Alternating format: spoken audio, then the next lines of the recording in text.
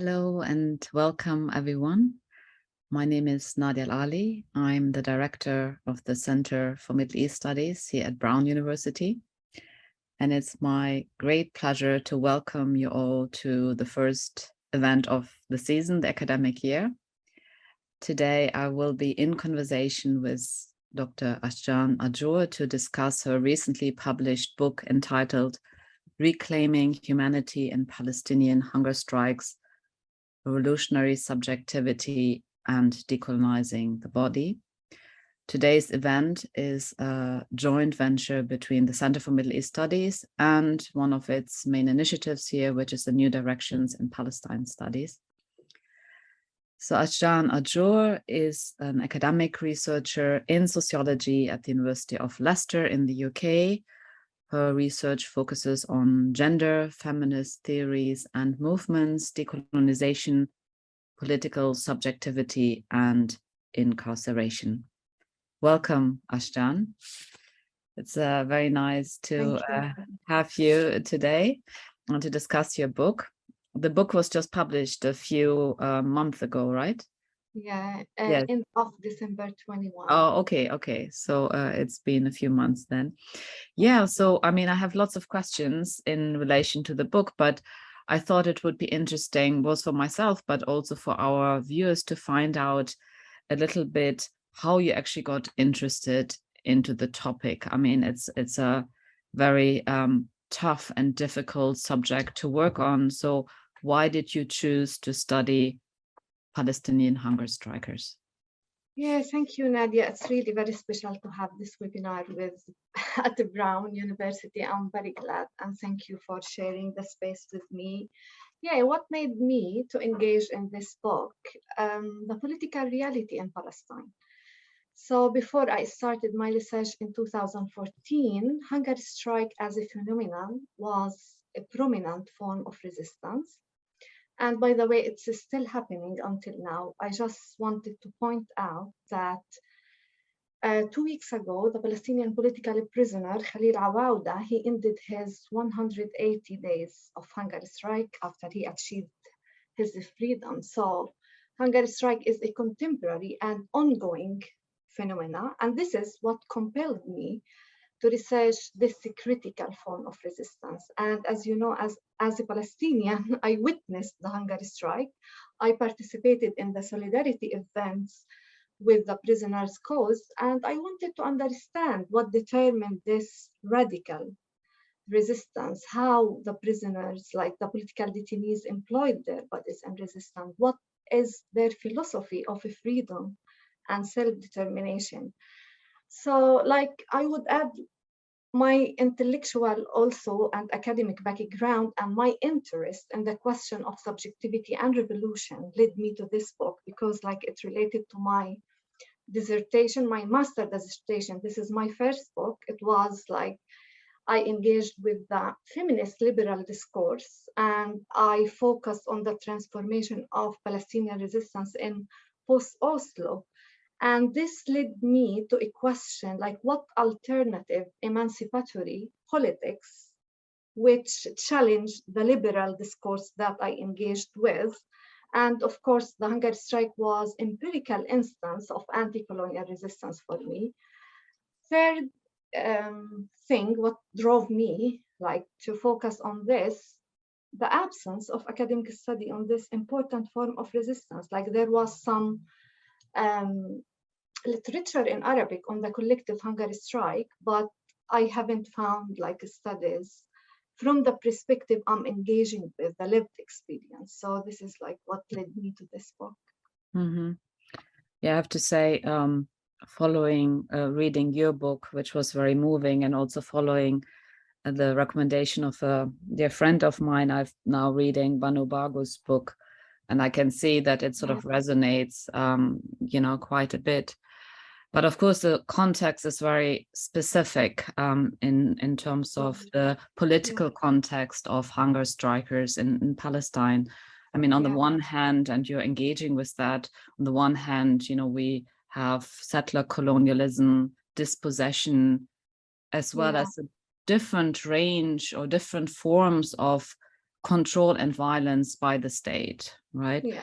And I mean, you mentioned that hunger striking is still going on, and I did actually, just while I was reading your book, I read, I think it was either, I don't know, I read that there are currently around 500 Palestinian hunger strikers. No, there are currently 500 prisoners under what is called administrative detention. It's And you actually speak about that in your book. And so this is being in detention without charges or trial based on some secret evidence, supposedly. And this is according to several Palestinian rights groups. And the Israeli government does not divulge information on detainees and says that this administrative detention is necessary. So what I'm asking you to provide some context for those in the audience, who are not aware in terms of the historical and current means of control, violence, and oppression that the Israeli state is employing against Palestinians. Big question and important question. But like the political context of hunger strike, of course, settler-colonialism is a central paradigm to understand this experience and the violence of against the hunger strikers. Before I go and mention the current form of violence, I just wanted to address this point around the claim that Israeli government says that administrative detention is necessary, meaning that it's a measure of security to prevent attacks. This is what that means. The count of hunger strikers who I interviewed, they emphasize the fact that all Palestinians are political threats, and that's why the colonial project aimed to eliminate the material and political existence of Palestinians.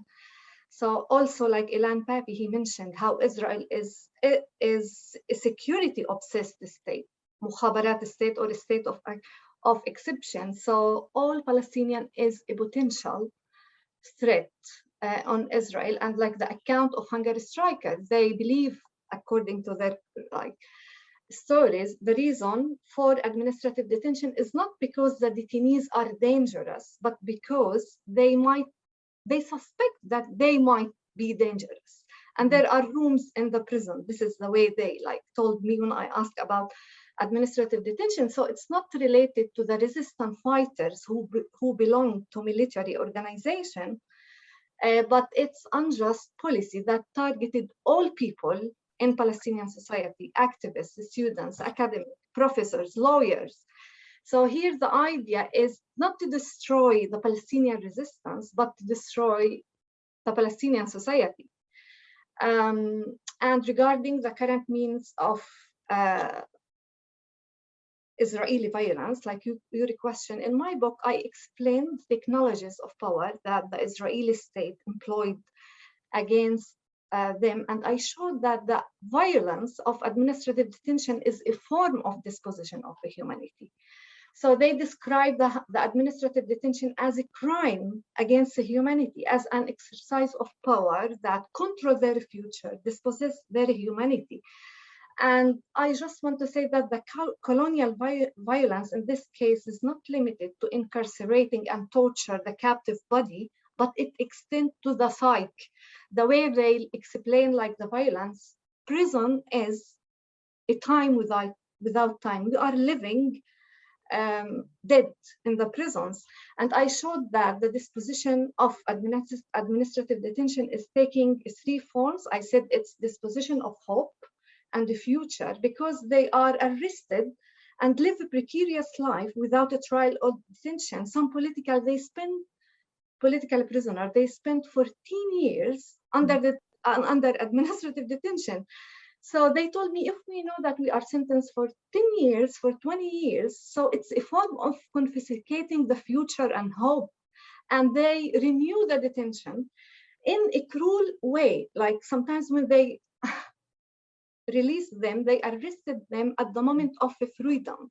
Like they are waiting their loved ones in the checkpoints, they release them. And then you are in detention again. And this position of love and social bonds, what I mean by that, it damages the relationship with their children. Some detainees were released from prison, and then when they go out to their homes, their children had grown up and didn't recognize them. One of them, he told me that there is no strong ties between me and my children until now. And my son refused to kiss me, and he said, I hate you. So the children, they don't understand this absence. And of course, this position of dignity, because like all their resistance to reclaim dignity, for them, we went to hunger strike to live a life with dignity. That's why all the book is centered on reclamation of dignity, because the settler-colonial project, they have a project of dehumanization and disposition, and by resistance, they form their resistance subjectivity to reclaim humanity. Yeah, so thanks for outlining that context, that devastating context. So when I think about hunger strike, what comes to mind are different models, or different, I guess, patterns. There is collective hunger strike, and I know historically we've seen this in Northern Ireland, we've seen it in Turkey, we've seen it with the Kurdish prisoners and also Palestinians, but there's also instances of individual hunger strikes where prisoners take it upon themselves to protest against their specific forms of incarceration. So are Palestinian, I would assume that given this political context that you're describing, that it's more of a collective hunger strike, but are there also individual ones, and how do they relate to each other? Yeah, actually there is it's a very important question. There are individualized hunger strike and collective, and sometimes they are in parallel, but actually there is a transformation of hunger strike resistance, and the nature of hunger strike has changed with the historical and political transformation of the Palestinian resistance, moving now from collective action to improve the prison condition into individual lengthy strikes protesting the administrative detention to achieve freedom. And this is the way they exist now, the hunger strike. So when I started my book and my interviews between 2015 and 18, the hunger strike, the individualized, was a prominent form of resistance when I started, but they were coinciding with collective hunger strike. There was hunger strike in 2014 and 17 as well, in addition to waves of individual hunger strike. And why they exist, I tried in my book to give the historical context. After the decline of the collective struggle in the post-Oslo area, the prisoners' movement had witnessed a sort of deterioration and demoralization of the collective hunger strike, and that's why these waves of individualized hunger strike emerged. But I just wanted to mention that although the hunger strike initially appears as individual, even who engage in individual, but their discourse reveal a sort of collective revolutionary politics. They linked it to the collective. These individualized resistance inspired the collective struggle, and they shouldn't be artificially separated from the collective. I'm just mentioning this point because there is debate in Palestine that some people against the individual hunger strike, and this is very painful to the people I interviewed. They protested the administrative detention, which is a collective Israeli policy against these people, even if these people are individual who engage in hunger strike. Right. So, no, I understand that is tricky. So one of the things that you do in your book, you focus on the experience of those who engage in the hunger strike, and I get back to that, but of course they don't exist in the void. There is a political context, and we talked about that, but there is also not only the wider Palestinian political movement, but there is their family, their loved ones. You already mentioned the son who doesn't recognize the father, doesn't understand why he's away. So what role do loved ones play in this? I mean, I'm thinking parents, children, spouses, siblings. Do they tend to support the hunger strike? I mean, that would be the obvious thing. So in the Palestinian struggle, people will support the hunger strike. But I assume that people have more complex, difficult, contradictory feelings around that. What did you find when you talked to the ones that are surrounding and the sort of the relatives and friends of hunger strikers? Actually, the family, they were a partner in the battle with the hunger strikers, and of course they support the hunger strikers rather than deterring them, especially because the Israeli prison authority, they used and exploited the family in negotiation stage before they reach agreement to pressure and weaken their resistance. They use the family, and I witnessed the role of the family when I conducted the interviews with the families while their loved ones are in hunger strike. I witnessed this hard time that they lived, and the mothers and wives, they were protesting in solidarity with their loved ones, and they were holding posters of their, the wives, they played a great role in managing the battle of their husband with journalists and with lawyers, and they were advocating for their husband rights on national and international level. But actually, the most heartbreaking interviews were with the mothers of hunger strike, because they themselves went on hunger strike. And when I went to interview them, they said, I don't know, what shall I tell you? They are dying and we are dying with them, because like some of the mothers were hospitalized because of their hunger strike outside the prison's park.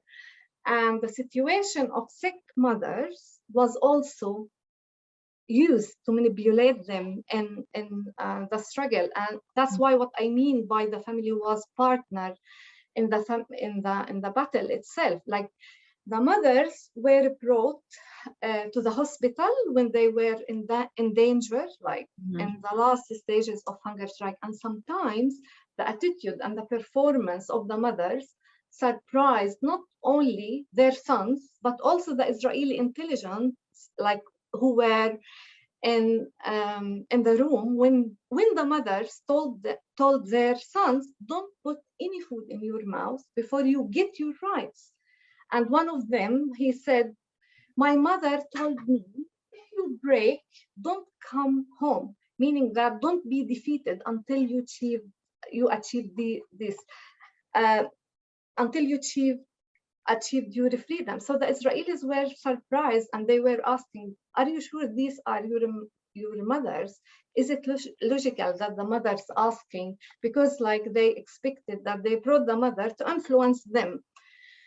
But like they reported that this role strengthened them and fed their resistance and sumud, because we can see here that the mother and the son, they transcend the family relations and attachment and emotions and love. What you have just said, the contradictory like feelings, they have it, but they transcend it for a political cause, for a sublime cause for them both.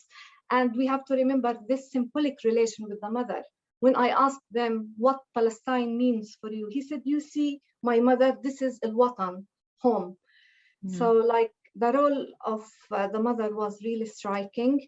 Children also play a great role, and the hunger strikers, they were able to support the family outside and their children, and they were sending them some messages. For example, one of them, he sent the messages saying, if I died, I was on my way to you. So my resistance was for the sake of freedom. And this is like what I understand from my research and why I focus on the humanity. They are in this resistance, they need a hug from their loved ones. They need to be with their loved ones. And also the children, they sent messages. One of the beautiful messages I remember, like he said, my son, he sent me this letter, opened it by a Bobby Sand a message saying, our revenge lies in the laughter of the children, of our children. So like انتقامنا بضحكات أطفالنا. Yeah. So this is like how they the relation with the children. Yeah. Well, I mean, as I'm listening to you, and I hadn't really thought about this before, Ashjan, also when reading your book, but as I'm listening to you, I'm thinking, so aren't there cases of people who do break? I mean, so, you know, this seems to be quite a sort of uniform narrative. So everyone, you know, stays with it. And I mean, my next question was about the experience, but I guess, you know, the sort of the pressure of the mother saying, you know, don't put food in your mouth. I'm thinking like, okay, what happens to those people who do break? What happens to them in terms of their loved ones? Did you come across those? Actually, I interviewed all the hunger striker, the former hunger striker I interviewed. They achieved their freedom and they were released. Some of them they re-arrested again. By the way, I interviewed also, but actually they reflected on this conflict, internal conflicts that they lived with their like emotions, and when like they said the internal, if we defeated this internal conflict, when they lived the bodily pain and the starvation to resist the food, like this physical need, not also. So I trace these conflict that they lived and how they developed their technique of resistance to be able like to continue. Because the question, it's interesting question, how they didn't break. So the question, so I tried to trace the moments that they lived this like ambivalence and conflict, especially in the negotiation. Like they were dying, but they say, I feel I'm stronger from the negotiator because I can say no. I have decision. Like when they were like in the negotiation stage, we can speak later. But yeah, they lived this and they developed this conflict and they developed their technique of resistance to transcend all these needs for like the sublime, and how they connected the family. Like I'm doing this, I took rational decision to be with loved ones. So I mean, basically, sorry to hark on that. I mean, I don't want to spend too much time, but I guess I'm just sort of puzzled. So are you saying there are no people who break in terms of who give up on this, or at some point say that's enough? Or you just didn't come across them? Because I guess that would also not be something that would be advertised a lot. Actually, you don't have to talk about it, but it's just that's a question that sort of like I interviewed some people who mentioned that some people they broke the hunger strike in the prisons, like, and even they have this dynamics when they wanted to, especially in the collective hunger strike, to organize it and like how to sustain and not to break. These who are sick, they shouldn't, and sometimes they said no, we want, but if they feel tired, so there are dynamics of these who, but I didn't come across, I mean the people who I interviewed, they achieved their freedoms and they went through these conflicts, like, and actually this is my book, The Formation of Resistance Subjectivity, how they were be able to reach, like to sustain all this resistance and not to break. The dynamics of sumuds, this is what I meant by the formation of resistance subjectivity. Yeah, I'll come back to that. I mean, I was really fascinated and very moved by the way that the people you talk to stress that they love life, right? I mean, they were not suicidal as one might imagine, because the situation was so bad, they wanted to die. I mean, they wanted to live. So how did they talk about their experience in terms of the relationship between their bodies and their minds or soul and the often near-death experience?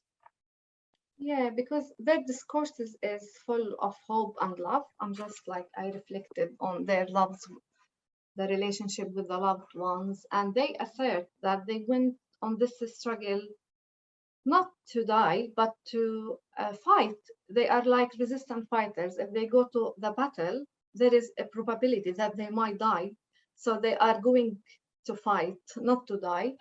In this way, they aspire the freedom and they carry the risk of this. Like they said, we are willing to pay the price of freedom. There is, but like their discourse of sacrificing the body, like it's not an equal resistance, and discourse of this, and actually we can't understand this love of life and the discourse of sacrificing the body without linking it to the Zionist settler-colonialism, because it's a battle of existence.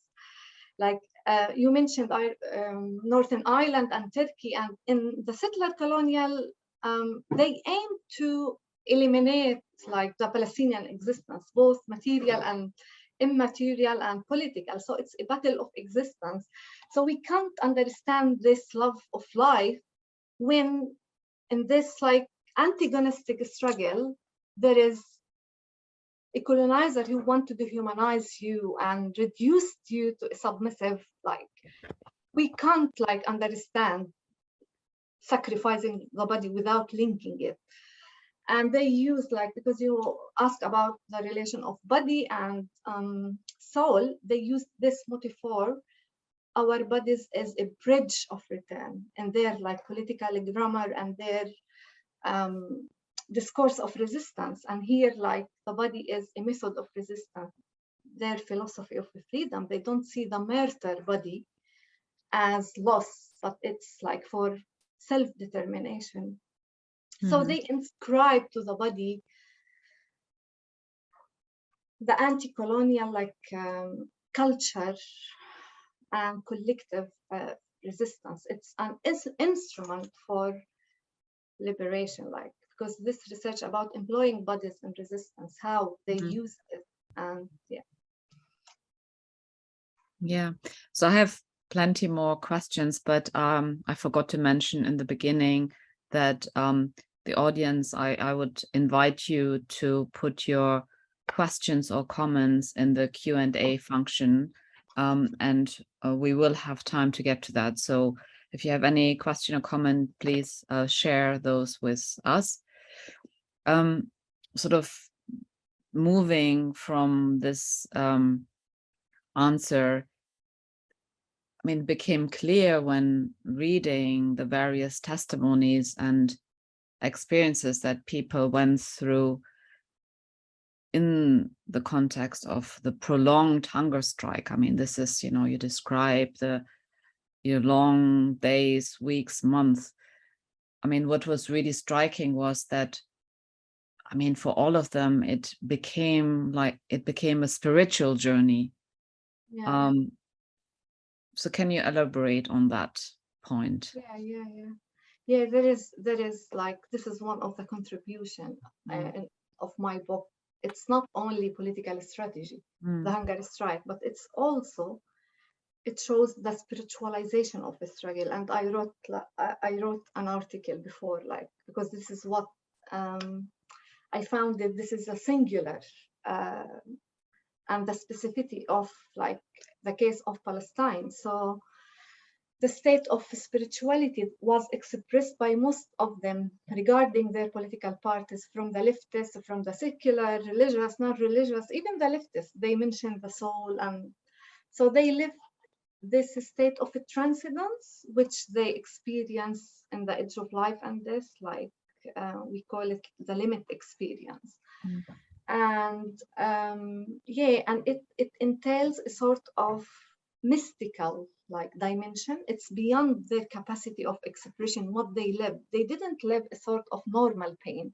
They said they live a spiritual pain, and they were able to rise above the pain, to be able to like attain or like reach this state of spirituality. You have to go above the pain.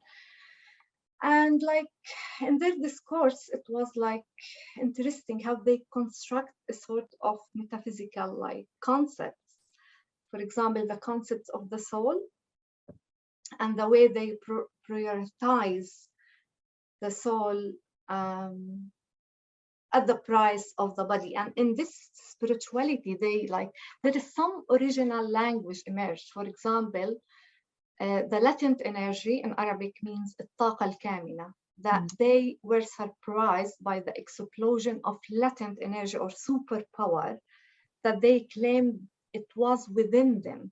This is what I mean by self-discovery, like when they live, how they endure this state, they have this super like latent energy, which they derive the strengths, and it was mysterious by them. And it's related to hidden. They were questioning the experience in the hunger strike. That's why I said there is like some methodological and theoretical challenges to understand this like state of spirituality. Yeah. Yeah, I mean, linked to that, you mentioned that, you know, they found it sometimes difficult to talk about it. And I was also trying to imagine you as a researcher listening and taking notes and writing about it. And so this must have been incredibly challenging work. So I was hoping you could share some of your experiences, thoughts, and feelings, and, you know, the main challenges in this research. And I have to say, I was struck by you suggest at some point that, you know, there are limitations around this sort of idea of, you know, we use knowledge production a lot, and, you know, we're kind of challenging the idea of ethnocentric knowledge production, but you are sort of challenging the whole idea of knowledge production, and you know, say there's something beyond. I mean, you call it the language of the heart. Can you also speak about that? So I guess there are two questions here. Maybe let's start with the first one in terms of, you know, the challenges that you experienced in this research, and then secondly, moving, you know, to the limitations of the kind of methodological, epistemological frameworks and language that we have. Yes. As you said, it's really like there is limitation for the language. And I remember one of them during the questions when I was asking about intimate moment, because I wanted to understand the human dimension of the experience. Like what you wrote, for example, I asked this question, what you wrote in the well. And then he just looked in my eyes and he said, Ashjan, there are things that are wept, not said. So like, and I discussed in my book this limitation of the language to explain like the human suffering. And that's why I introduced the language from the heart, from my own like experience, because like I experienced difficulty. The data was really tense and needs resilience, and I wasn't able like to write the scholarly knowledge after I absorbed all pain. And I said, despite the fact that I'm Palestinian and I'm familiar with the violence and I'm from Gaza, etc., but I was like, I was disrupted by this research. Like when I listened to 85 like stories, and they themselves, they reported that word don't do justice to this experience. So I felt like I wanted to break the boundaries, like, and I wanted to write in my way. So I just like, and I thought this is therapeutic, like, because I didn't follow like the advice that I have to go and do counseling, emotional counseling, because I felt this is individual way to like get rid of the pain. And this is collective pain. This is Palestinian pain and should be on the text. And I just wrote, I don't know if you read chapter 3 about feminist decolonial. Like there are two stories, Bilal's story. If I don't know if you read, I would invite I remember, you. yes. Yeah. So like I just wrote, because I struggle to rationalize and to intellectualize like this suffering and pain.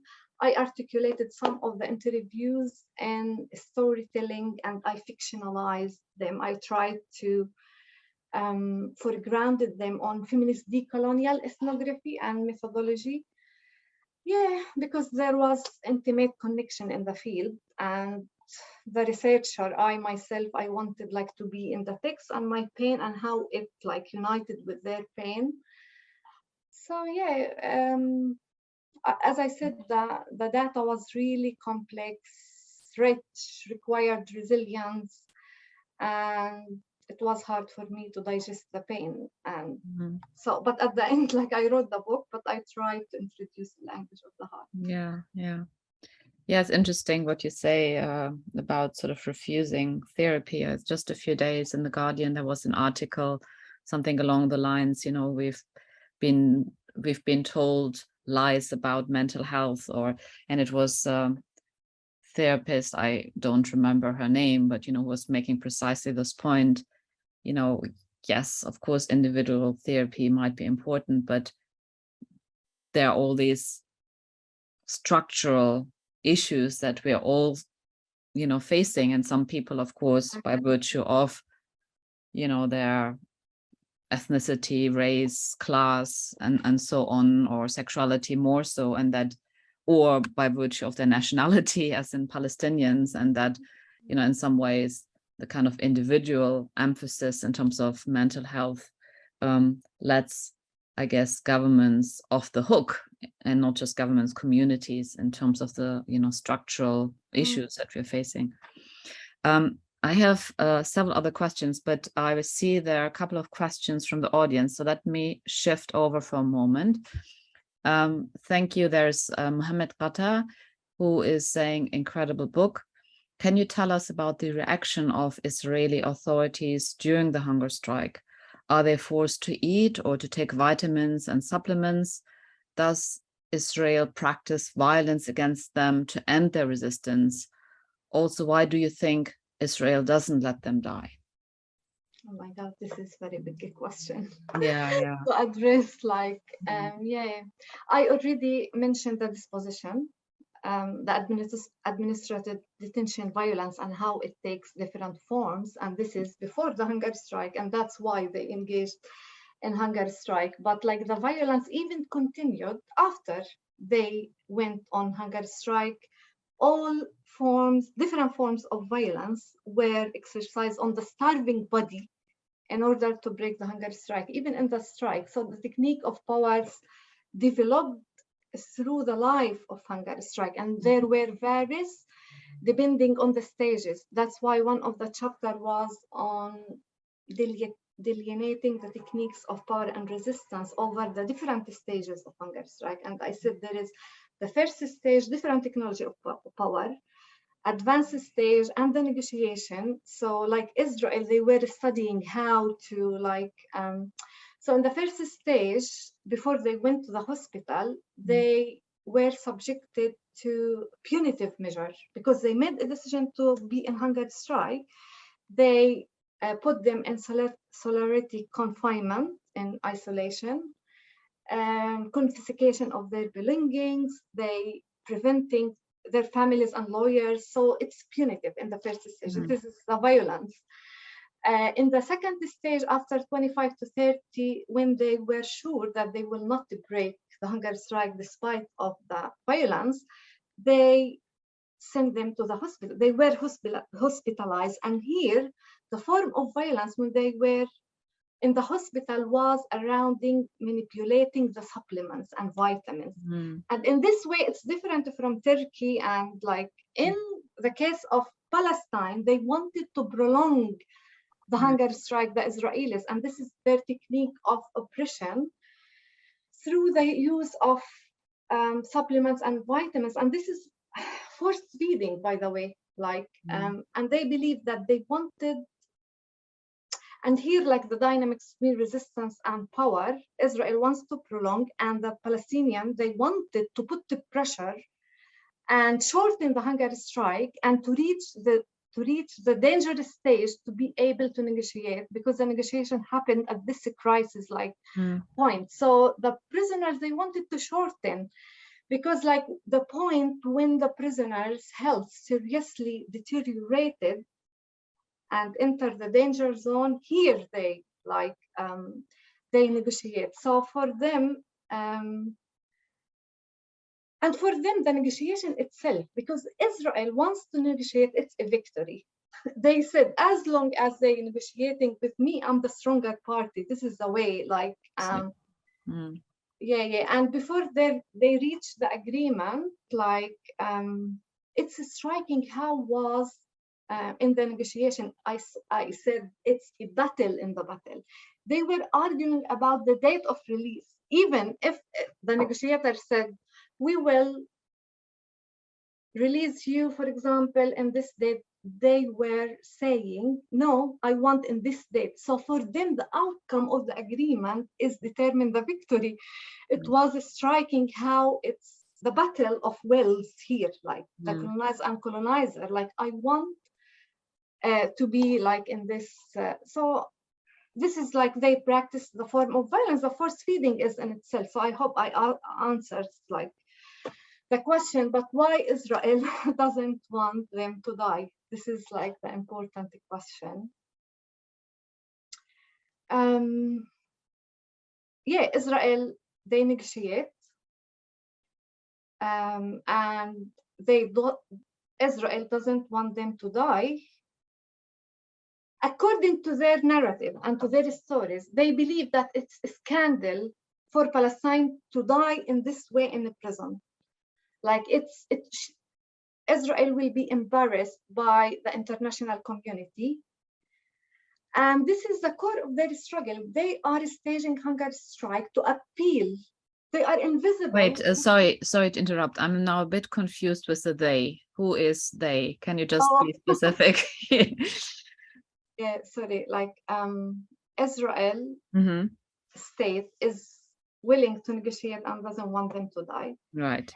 Because according to Palestinian hunger strikers, Israel will be embarrassed in front of the international community if they died. So Israel does, and the other reason for them, Israel doesn't want them to die and to be a martyr, and revolutionary models like Bobby Sands, and this will remain in the collective memory. I'm trying like to answer the question based on their stories.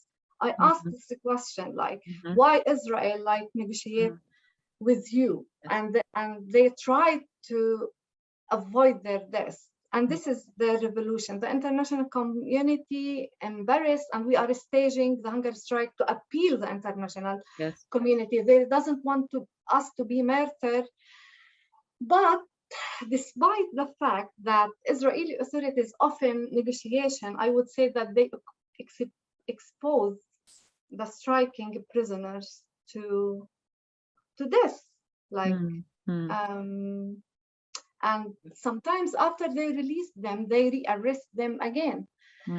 So, but for resistant fighters, despite all this violence, it's a self-determination. They have the ownership of the body. They have a decision, like they decide the death of, like, and die. So this is, it's existential struggle again for self-determination, like for them. So, yeah. Yeah. You mentioned Bobby Sands, so I'm going to go to not the next question, but the one after that, by Nasser Abu Rahma. Hello, Nasser.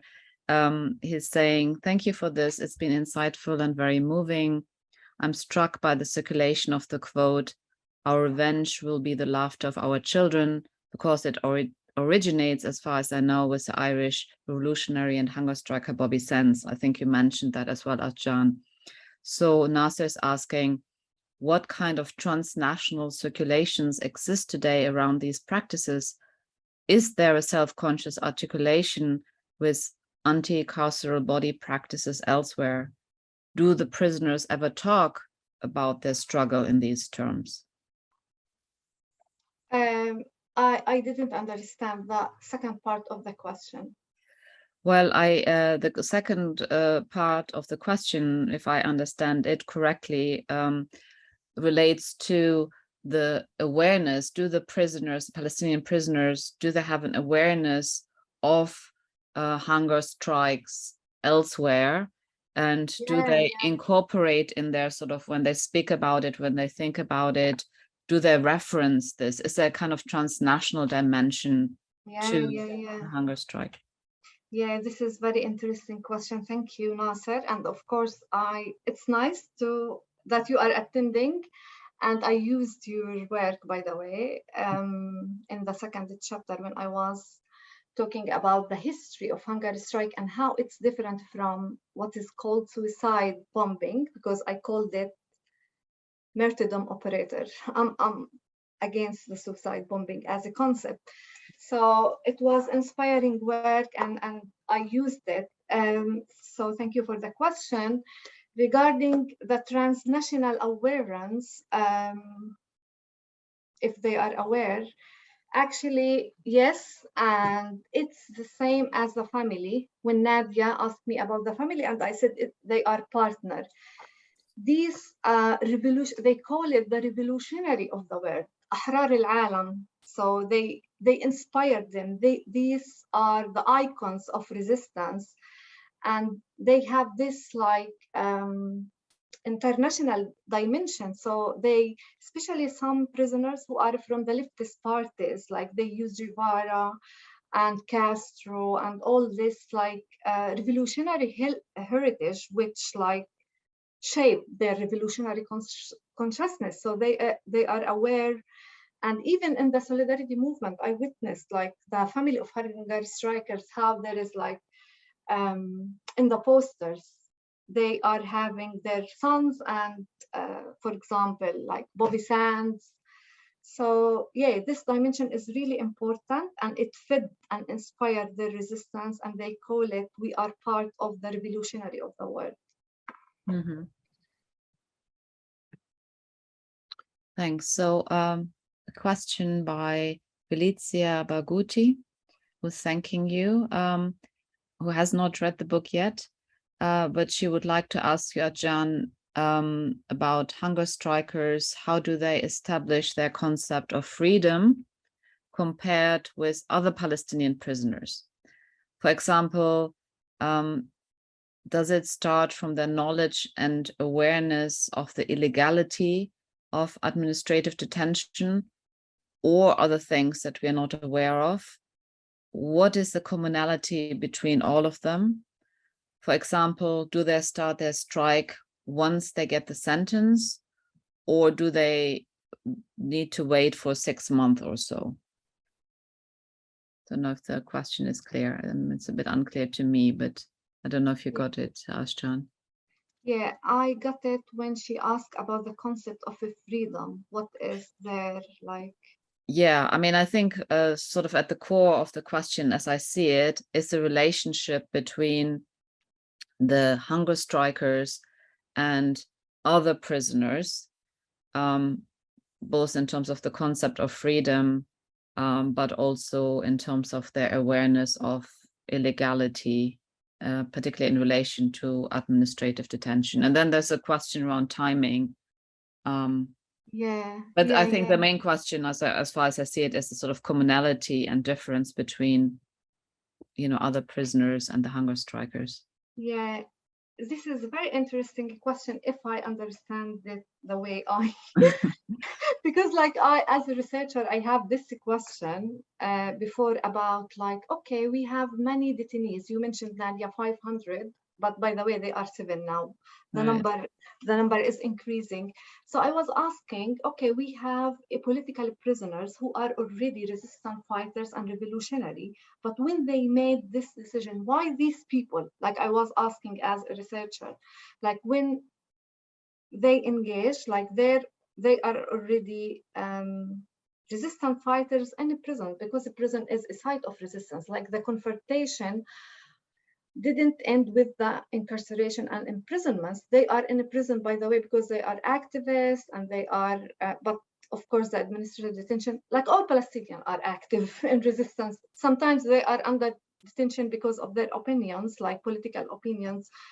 So the hunger strikers already, prisoners, already political detainees who are in the prison, but when they are taking this when they are making this decision, either collective or individual, they made it when they reach a point that it's a must. Of course, collective, it's like collective decision, but the most difficult one is the individual. Like one individual is struggling the Israeli state. So it was hard, like, but how it started, we have the people who started the revolution. That's why I called it revolutionary subjectivity. I was between resistance subjectivity or revolutionary, because this is resistance. But when they accelerate the conflict, the struggle into this radical and painful form of resistance, this is revolution. This is a moment of revolution to accelerate it for a freedom. And when one of them, about the timing, when actually it started Valencia, these waves with the hunger strike of Khadr Adnan, which was the lengthy 50. This is like in history, it used the collective is short, but the individual was 50 in 2012, and all the prisoners, they witnessed that he was managed to achieve his freedom after 50. Then they 50, you mean like 50 days, right? 50 days, yes. Yes. And then the prisoner, they followed him because he managed, and that's why the phenomenon of hunger strike emerges, and we have individualized series and waves of individualized hunger strike. This is a phenomenon. When you asked me, Nadia, about the individual and collective, it started when my research was in 2014, and this started in 2012, the first longest one, because it's lengthy, the individual, not like the collective organized. Yeah, so I hope I answered the timing. Yeah. Thanks. So we're running out of time soon. I have a burning question. I mean, you probably can anticipate that I need to ask at least one question that sort of somehow relates to gender. And I mean, I was struck by the fact that you mentioned it sort of in passing, but it's not central. However, to my mind, there is a question in terms of how is hunger strike gendered? I mean, they're men and women. How do they experience it differently? And, you center subjectivity as a concept that you're interested in. And so, my questions are, how might the experiences be gendered? But then also in terms of the emerging subjectivities, how might they be gendered? And is that something that you might be pursuing in the future?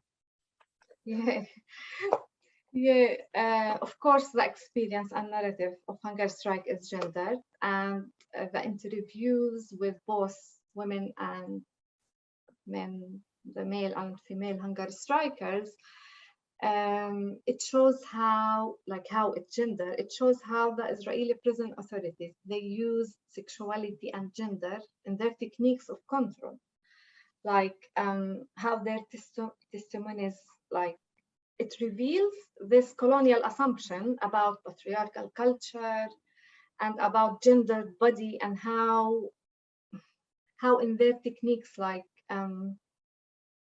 they use, the colonial assumption that women's bodies and sexuality as a symbol of honor and sharaf, like in Arabic, in our culture, and they use it in their torture. So, for example, during the integration, the Israeli forces, they manipulate the militants, the resistance fighters, by using female relatives, the wives and the sisters and the mothers, to try to put them under pressure.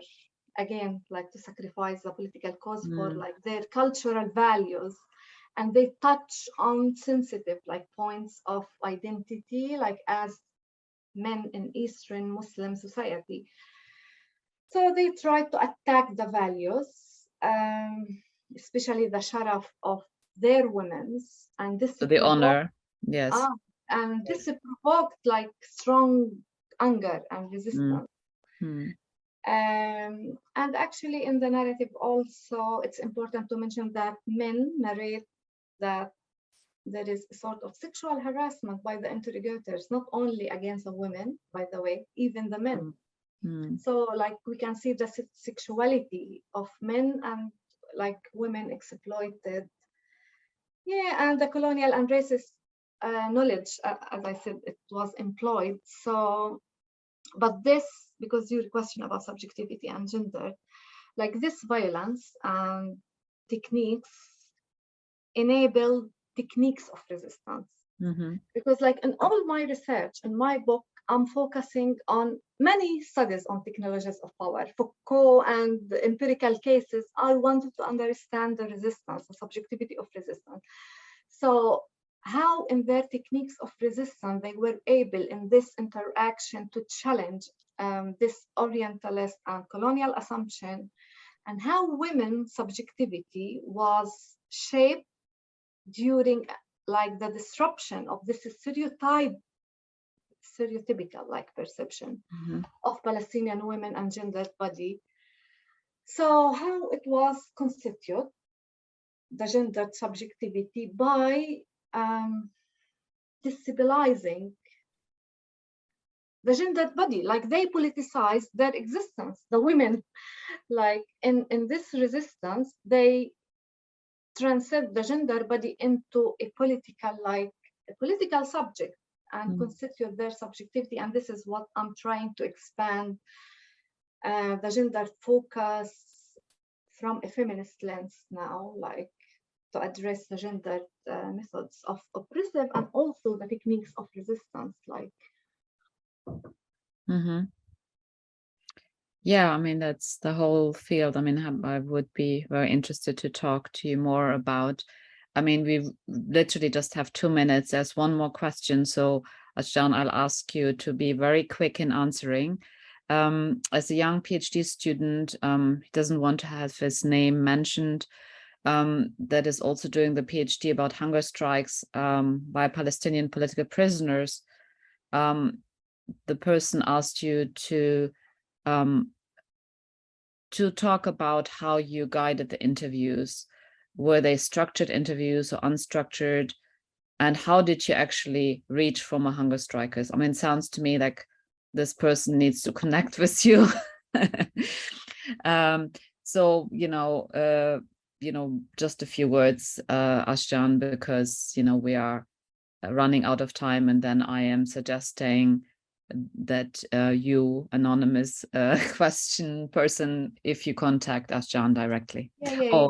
And then I have one more question. No, we don't actually have time. Sorry. Ashjan, please. Yeah. How I access through the political prisoners organization, the prisoner club, and the Damir, and they facilitated the interviews, etc. How I guided the interviews, actually, all my methodology that I elucidated from the fact that I asked this question. I disrupted this relationship between research and the subject matter, because like I have myself existential, like intellectual questions about this resistance. So me and them, we broke the boundaries, I think, and we were questioning this lived experience.